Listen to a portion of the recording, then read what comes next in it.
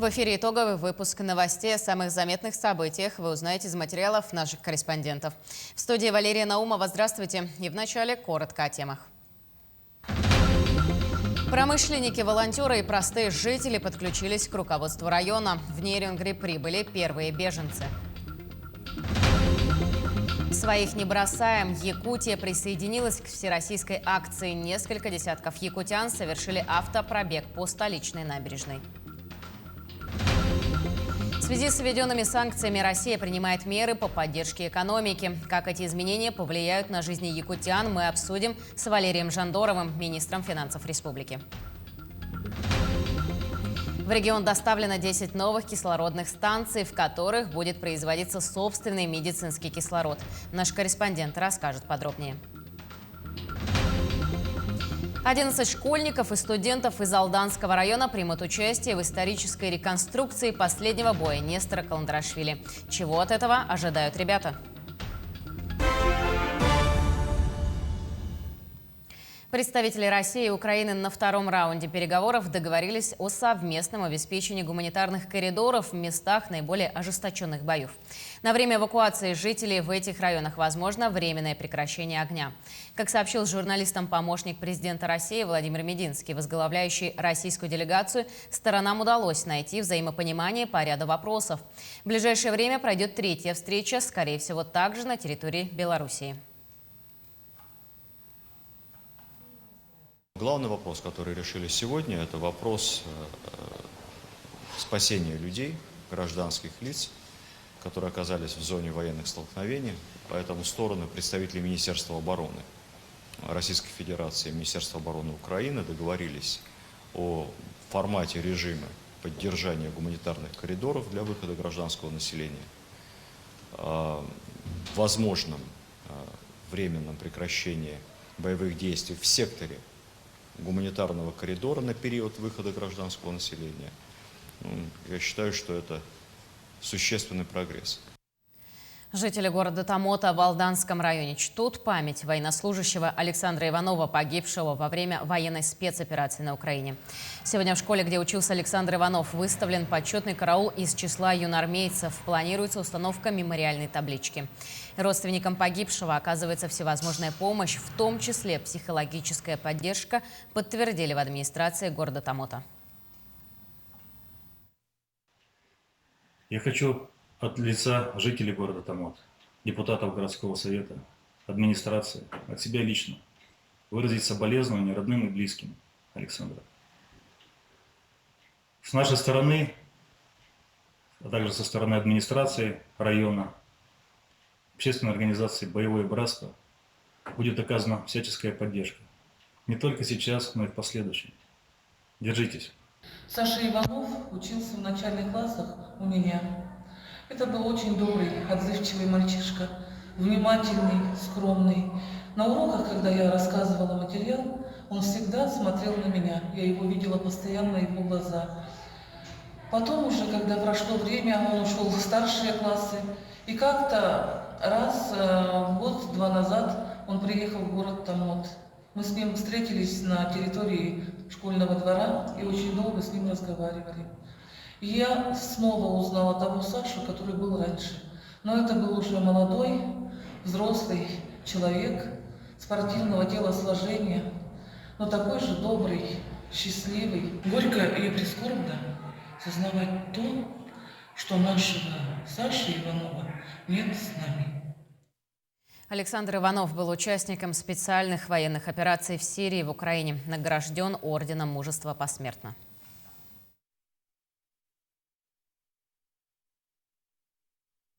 В Нерюнгри прибыли первые беженцы. Уже ведется сбор гуманитарной помощи для вынужденных переселенцев. Также определены пункты длительного временного размещения беженцев и возможность трудоустройства работников на предприятии района. К руководству района подключились жители, волонтеры и промышленники. Анна Лемеш встречает сына после уроков. Это его третий день в новой школе. Первые впечатления у пятиклассника положительные. Семья приехала в Нерюнгри сразу после того, как в Донецке объявили эвакуацию. Мы приехали в субботу. В понедельник или во вторник я обратилась уже в соцзащиту. Написали заявление на помощь. Ну, ребенка в школу определили, сразу взяли. Хорошо, хорошо, без проблем. Первые, кто приехал в Нерюнгри из Луганска и Донецка, это семьи работников компании «Колмар». Дорога на север заняла несколько дней. А так как ехали в долгий путь с маленькими детьми, из вещей взяли только необходимое. На сегодняшний день в Нерюнгринский район уже прибыло 6 человек, которые вынужденно покинули Донецкую Народную Республику. Это 2 женщины с детьми, которые приехали сюда к своим мужьям, которые работают в угледобывающей компании «Колмар». Волонтеры уже оказали помощь, предоставили медикаменты, одежду, детское питание. С одной из женщин, Екатериной Горбатковой, мы встретились, узнали, как прошла дорога, как чувствуют себя дети, как они устроились. С 2 маленькими детьми, преодолев 1000 километров, Екатерина не говорит об усталости. Главное, что стало спокойно, что в первое время, конечно, непривычно. Здесь встретили хорошо, муж снял квартиру, он жил в общежитии, он здесь взял квартиру за сутки быстро, нашел квартиру, сразу привез нас сюда. Мы здесь обратились, когда был выходной, сразу обратились в МФЦ. В МФЦ подсказала, что нужно обратиться в СТЗН. Вчера пошли мы туда, в соцзащиту. Нам там помогли, спасибо, медикаменты, какие нужны, вещами обещали помочь, детским питанием помогли, с больницей, спасибо. Вот так вот. То есть здесь люди отзывчивые, добрые, я не ожидала, честно, что вот так вот будут помогать. Жители Нерюнгринского района активно включились в работу по оказанию помощи беженцам. В пунктах приема гуманитарной помощи принимают необходимые вещи, обувь, одежду. И здесь же волонтеры сортируют все по коробкам. От Нерюнгри к Донбассу. Ирина Жданова, Вадим Барашков, Нерюнгри. СФУ готов принять всех, кто остался без возможности продолжить обучение из-за ситуации на Украине. Ректор Северо-Восточного федерального университета сообщил, что вуз готов принять всех, кто остался без возможности продолжить обучение из-за ситуации на Украине и предоставить им качественное образование. Мы, как один из 10 федеральных университетов, должны не только держать высокую планку отечественного высшего образования, но и быть оплотом выполнения геостратегических задач, стоящих перед ведущими вузами нашей страны, отметил ректор СФУ Анатолий Николаев. Отголоски спецоперации на Донбассе доносятся и до жителей далекой от всех этих событий Якутии, санкциями зарубежных стран, перебоем платежных систем и нестабильной ситуацией с курсом доллара.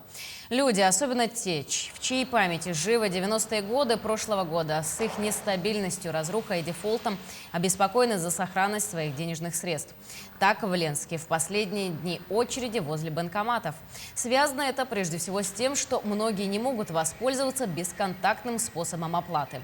Допустим, карта ВТБ в мобильном приложении телефонов компании Apple не считываются. Но в России введена собственная платежная система, и на случай прекращения действия карт Visa и MasterCard уже несколько лет функционирует карта МИР. Люди в основном снимают денежные средства небольшими суммами для того, чтобы была наличка при расчете в магазинах. А вот хранят деньги по-прежнему на счетах и на картах в банках. Я думаю, что ничего не изменится, и все будет хорошо. И в банке надежное место хранения. Лучше дома. Почему? Ненадежная обстановка в России. В доллары сейчас переводить деньги можно или нет? Уже смысла нет, потому что курс высокий. Девушка, я не знаю, как. Наверное, где еще хранить? Дома, что ли? А я это уже все пережила. И у меня сгорели. В то время было деньги. Какая разница? Ну, я думаю, что каждый человек должен самостоятельно принимать решения, но поддаваться панике точно не стоит. Я считаю, что государство предпринимает все меры для того, чтобы сохранить ситуацию как-то в более стабильной форме.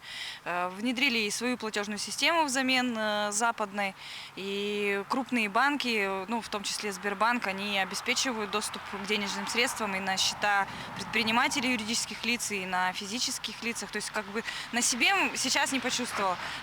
В свете последних событий в связи с введенными санкциями Россия принимает меры по поддержке экономики. О том, как эти изменения повлияют на жизнь якутян, мы обсудим сегодня с Валерием Жандоровым, министром финансов республики.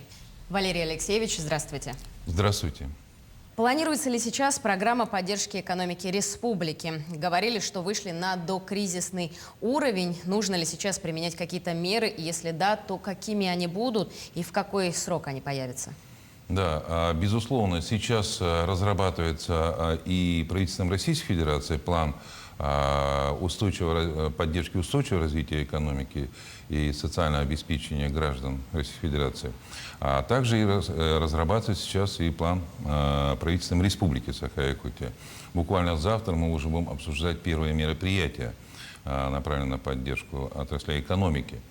В российских мерах поддержки предусматривается установление внимания, конечно, на субъекты малого и среднего предпринимательства. Так? В основном это опять те же меры налогового стимулирования. Принимаются меры для того, чтобы и субъекты Российской Федерации могли принимать решения о введении налоговых отсрочек платежей, налоговых льгот, снижения по субъектам малого предпринимательства, например. Так? Кроме того, в нашем республиканском плане в первую очередь будет уделено внимание обеспечению планового и досрочного завоза грузов. Это топливно-энергетических ресурсов, продовольствия и продукции технического назначения.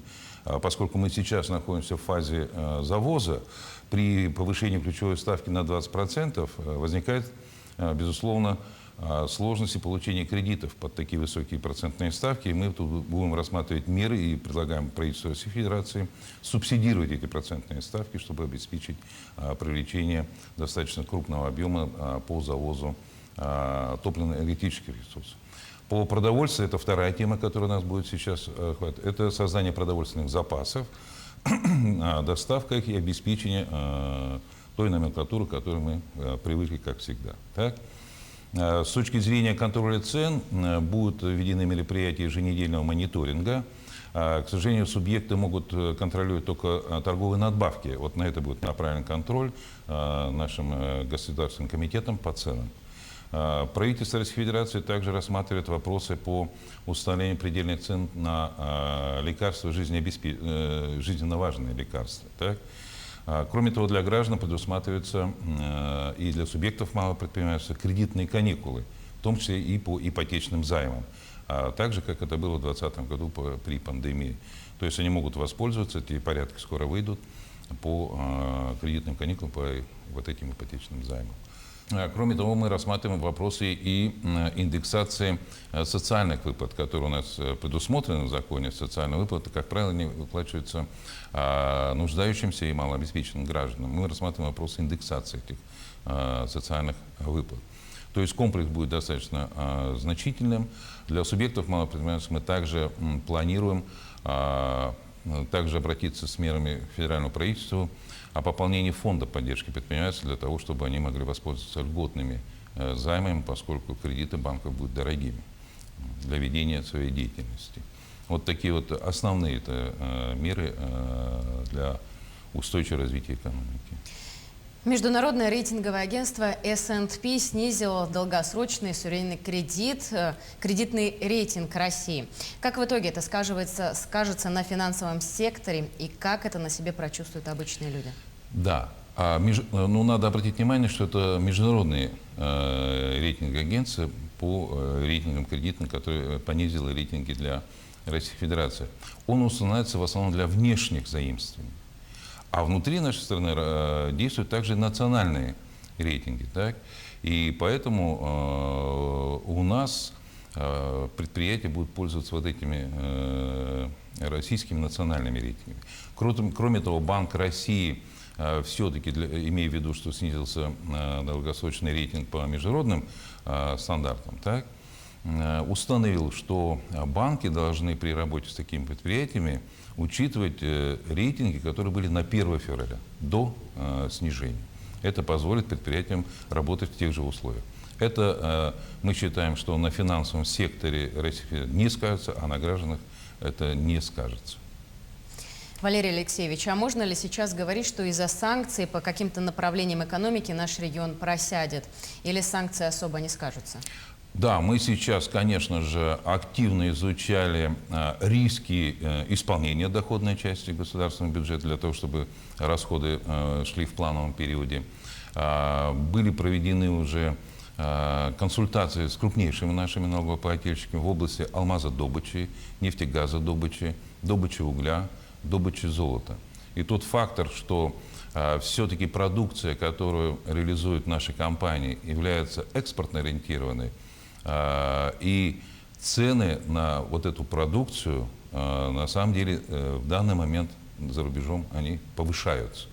Это говорит о том, что мы пока не видим рисков серьезных по снижению, в ближайшие полгода точно, 9 месяцев, снижения наших доходов. Но мы продолжаем мониторить и работаем с нашими крупнейшими налогоплательщиками. Но вот по тем видам продукции, которые я назвал, мы можем судить, что при стабильной конъюнктуре цен на мировых рынках на вот эту продукцию наши компании, крупнейшие налогоплательщики, будут выдерживать. А вот для субъектов малого предпринимательства мы рассматриваем еще и льготы все-таки по упрощенной системе налогообложения, чтобы предоставить эту им возможность. Да, там, возможно, будет снижение, но мы компенсируем доходами от крупнейших налогоплательщиков. Спасибо. Но при этом надо, конечно, смотреть, мы сейчас рассматриваем инвентаризацию расходов по государственным программам для того, чтобы отказаться от дорогостоящих мероприятий, дорогостоящих закупок, чтобы аккумулировать, мобилизовать средства на поддержку отрасли экономики. Спасибо вам большое, Валерий Алексеевич, за то, что пришли и ответили на наши вопросы. Благодарю вас. Спасибо. О том, как принимаются меры по поддержке экономики, о том, как эти изменения повлияют на жизнь якутян, мы говорили с Валерием Жандоровым, министром финансов республики. Якутия присоединилась к всероссийской акции «Своих не бросаем». В регионе инициаторами этой акции стали ветераны боевых действий. Мероприятие прошло под чутким руководством главы регионального исполкома Общероссийского народного фронта в республике, председателя Якутского регионального отделения Российского союза ветеранов Афганистана Валерия Лютова. Более подробно в следующем материале. С раннего утра на участке улицы Чернышевского, где сейчас ведутся ремонтные работы, начали собираться автовладельцы. Как уже позже стало ясно, это были ветераны боевых действий, которые вышли поддержать решение президента России Владимира Путина признать независимость Донецкой и Луганской народных республик. Ровно в 11 часов они совершили автопробег по набережной улице столицы. Сегодня собрались ветераны боевых действий. Это и Афган, это и Чечня, это и Сирия. И у нас сейчас много, даже Вьетнам есть тут. Ребята разного поколения, но одно нас объединяет – боевое братство. И сейчас главное, мы хотим оказать нашу поддержку нашей армии, России, нашему главнокомандующему. Акция объединила многих, не только ветеранов боевых действий, но и представителей национальных общин Якутии. Россия многонациональная, мы едины. Мы должны поддержать правительство и скорее, чтобы война закончилась, мир, чтобы был. Конечно, большинство из них – это все-таки ветераны различных боевых действий. Многие из них говорят, что в свое время сами проходили через такие операции, где видели и смерть, и кровь. И каждый из них сегодня призывает поддержать мир на земле. Ровно 79 лет назад, во время Великой Отечественной войны, Украина была полностью освобождена от фашистской нечисти. И вот потомки, внуки и правнуки этих солдат Победы сегодня еще раз демонстрируют, что они правопреемники той победы, и они не дадут ничего сделать врагам России, чтобы повторился гнет фашизма. Я думаю, что молодые люди, которые собрались сегодня, они прошли огонь и воду, участвуя в боевых действиях. Они знают, что такое война, они знают, что такое спецоперации. И они еще раз сегодня доказали, что молодое поколение России помнит традиции и память о своих великих предках. Я думаю, что Россия на этом стоит и будет стоять. Морально, душой мы все с ними. Дай Бог, чтобы все остались живы, никто не ранен, никто никакой плен не попадал. А братьям-украинцам одно пожелание. Одумайтесь о том, что было в 1945 году. И вообще за всю Отечественную войну, за все войны, которые были на этой территории, на благословенной украинской земле. Лучше, как говорится, торговать, чем воевать. Мир во всем мире. Мы всегда были, и советские, и ныне российские граждане, люди, всегда были за мир. Акция «Своих не бросаем» завершилась проходкой на площади Победы, где участники скандировали лозунг «Пока мы едины, Русь непобедима». Дмитрий Тымыров, Павел Пахомов, Якутск. Перейдем к эпидобстановке. За последние сутки в республике выявлено 825 новых случаев коронавирусной инфекции. Из них в Якутске 193 случая, в Алданском районе 66, в Мирнинском 61, в Мегино-Канагаласском 50, в Вилюйском 41.